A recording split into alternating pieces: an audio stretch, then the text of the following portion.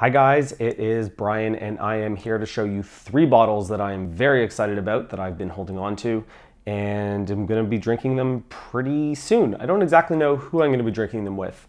Maybe I'll be drinking them on the show and talking about tasting notes, I don't know. But I'm going to kind of run you through where these bottles came from, how I got them into my collection, and share that story with you, because why not? Because they're pretty cool. So the first bottle over here is a 1980 Brunello. I live in Ontario in Canada, and all the wine is sold through a store called the LCBO. It's pretty much the only place you can go if you want to buy alcohol. So the good thing is that there's a huge selection. The bad part is it isn't really great at finding older vintages of things. And I was in one of the stores recently, and there was one bottle sitting on the shelf, and it was this guy. 1980 Brunello de Montalcino. I'm a big Brunello fan. I'm a big Old World fan. I love Brunellos. I love Barolos. I love Pinots. And so I said 1980. It sounds really odd for this store. And I picked up the bottle and I kind of just went like this to the guy who was working around the corner. I said, what is this doing here? And apparently 4 bottles kind of wound up just in this store. And it was just by chance that there was one left. He said 3 were gone within an hour pretty much of them being put out, and said, if you don't buy that bottle, it will be gone before the end of the day, no problem. And I was afraid to put it down. I got it. So we're into 36 years old. This is ready to be consumed.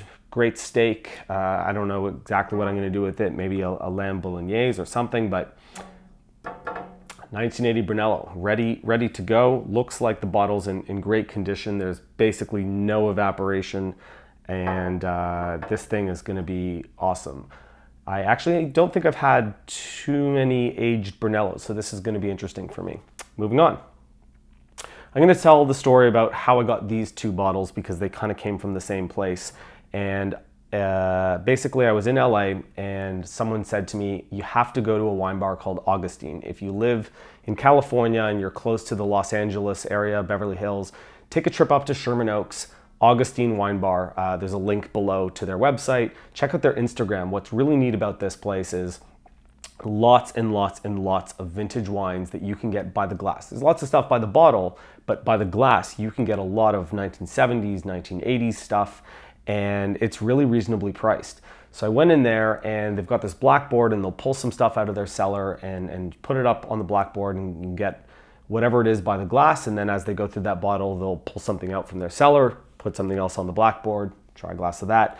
And I went there and just had a really great time. And the first night I went there while I was in LA, I had not exactly this bottle, but it was another 1976 Nuits Saint George Premier Cru, and it was fantastic. I had it with I don't even remember what I ate, but I remember that the wine was just so perfect, and it was perfectly cellared. It was perfectly served at the right temperature, and it was really fantastic. It was floral with a little bit of earthiness in there.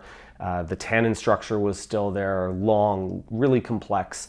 And I went back a few days later and said, I got to buy a couple bottles off you guys because I don't, as I said, get an opportunity in Canada to buy aged stuff. So I went back and I picked up this, which is not this one that I had the few days earlier, but it's another 1976 Nuits Saint George. It's Premier Cru, and also in pretty much perfect condition. There is almost no evaporation happening in this bottle. It looks like it's been perfectly stored. The cork looks great, if you can kind of see in, which you can't, but I can. And I'm assuming it's good because I had a number of aged wines from this place, and everything was perfect. There was no issues. The last bottle is really interesting because this is a 1964 German Riesling. And it says it's a Rhine table wine, but most likely this is just 100% Riesling. There was another one there that was a blend of Riesling and Sylvaner, but I'm a big Riesling fan, so I wanted just the straight one. And the label is really beautiful on this. And the bottle in general is just in perfect condition. If I kind of move these guys out of the way, you can see that the detailing and the graphics are just fantastic. You'll never see anything like this again. And they said that to me when I took this bottle, that I'll never see this.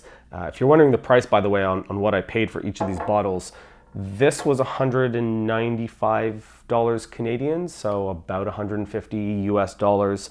This bottle, I think I paid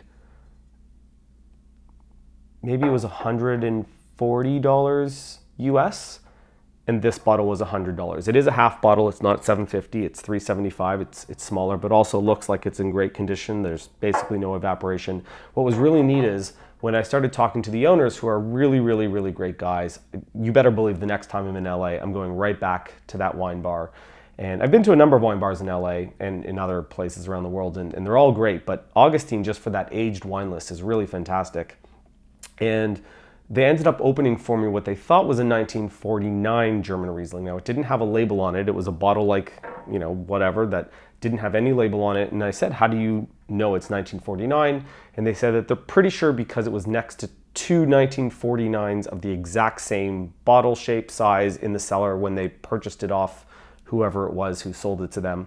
And they opened it up for me, and this thing was just beautiful. It had a lot of that kind of maple syrup, sap, rounded out kind of note that some white wines get with a lot of age, but it still had that petrol note of a Riesling, and it was for sure the highlight of that night that they let me try and shared a glass with me. And I don't know when I'm going to drink these three wines. They're all really unique and special. Let me know in the comments below if you think I should open them on YouTube and share it with you guys and let you know what I think of each bottle and what you would pair each of these with. Till the next episode.